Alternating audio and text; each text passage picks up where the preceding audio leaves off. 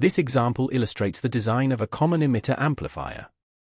The key equation for voltage gain is defined as a V, which is the ratio of output voltage to input voltage.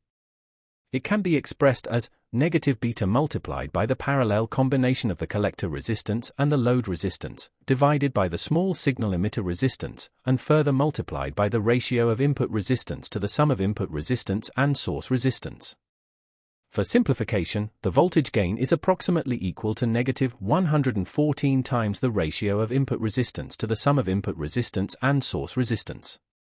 Next, the input resistance, represented as Rin, is the equivalent resistance seen at the amplifier input.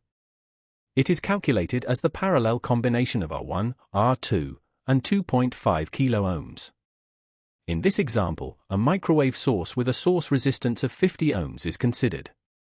3 cases are analyzed based on different values of R1 and R2.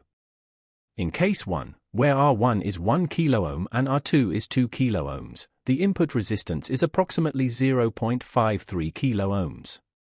Substituting this into the voltage gain equation gives a gain of negative 104.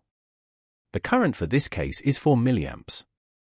In case 2, with R1 equal to 10 kΩ and R2 equal to 20 kΩ, the input resistance increases to 1.82 kΩ. The voltage gain is negative 110, and the current reduces to 0.4 mA. In case 3, where R1 is 100 kΩ and R2 is 200 kΩ, the input resistance further increases to 2.41 kΩ. The voltage gain is negative 112, and the current is just 40 microamps.